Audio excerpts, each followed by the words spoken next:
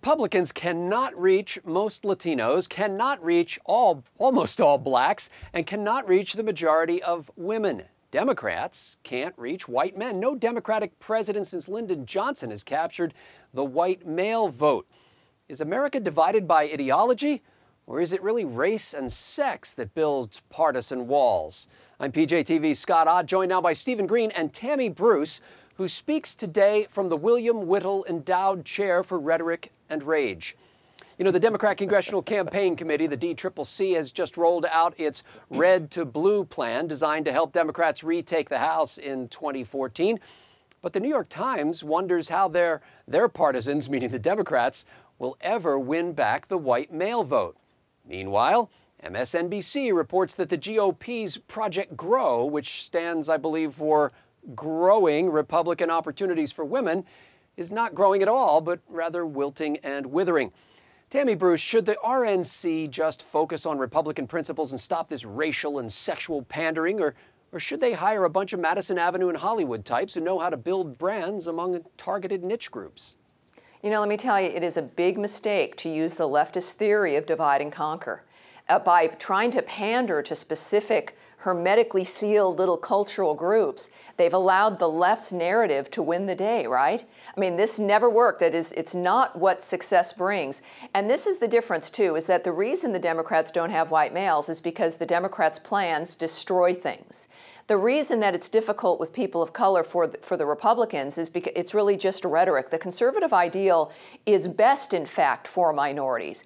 And that's all you need to convey overall is the nature of what personal independence and individual freedom financially means for the quality of your lives. We all have those things in common. It transcends race, it transcends gender, sexual orientation, everything.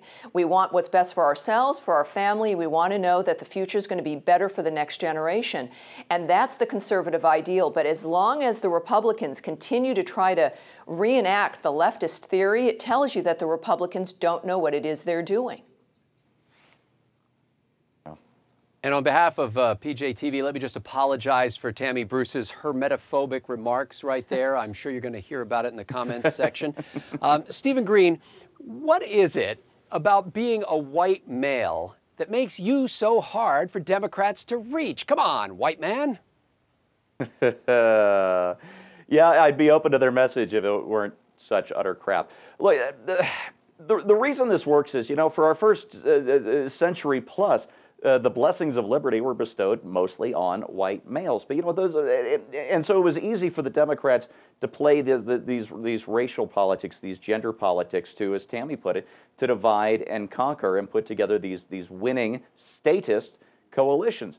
But it's been a long time since the blessings of liberty were limited to white men. Women have had the vote for about a century now.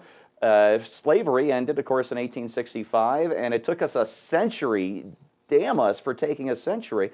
But the Civil Rights Act restored full voting rights to African Americans. It's been a long time now since we've had these problems. And Republicans are playing a losing game by this kind of pandering. We need to talk about liberty. I don't remember Reagan talking about two Americas. I don't remember Reagan talking about wars on women. And that was the shining moment of conservatism. And we've got to get back to those bedrock principles.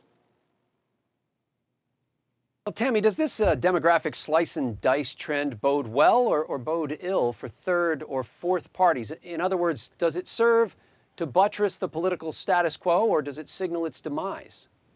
Well, look, I think you're going to have its demise if we have additional separate parties. I mean, talk about the ultimate divide and conquer, where it's tempting, of course, because the vast majority of average Americans who are center-right, don't see themselves represented here. And we see the extremes, in other words, both the parties, behaving badly and damaging the country and our futures as a result. So it really, I think this is where us, as the grassroots, as the sovereign here, need to exercise some level of discipline, is that I fully think that the party of Lincoln and Reagan deserves to be saved. I'm not going to put off a life raft from that extraordinary carriage. And so that's where the focus has to be, and it's worth doing. We've had harder jobs, but yes, some will advocate for a third party, and what that will do is it will guarantee liberal dominance until this nation's in the ash can. Well, Steve, it seems that most folks really don't seem to care about what their own party believes. So what is a political party anyway? Does it matter anymore? It matters less than it ever has. Technology drives decision making downward and downward, and of course we have this behemoth in Washington that is attempting to and it very well has centralized decision making in contrary to what we should be doing with all this technology. We should be in our most liberated right now because we have all of these liberating devices that we can use to empower ourselves, and instead we have one group that has used these very same tools, these for get out the vote efforts, to remove that decision making from us and centralize it in Washington. So the parties matter less and less. The decision making in Washington matters more and more, and we have to take that power back and put Washington in its place. Well, we in the political chattering class tend to focus on issues and important sounding principles, but the campaign hucksters and hacksters seem more concerned about putting a human face on their brand name to appeal to whoever it is that they can't reach at the moment. They want to make your particular demographic slice feel like their party is your natural home.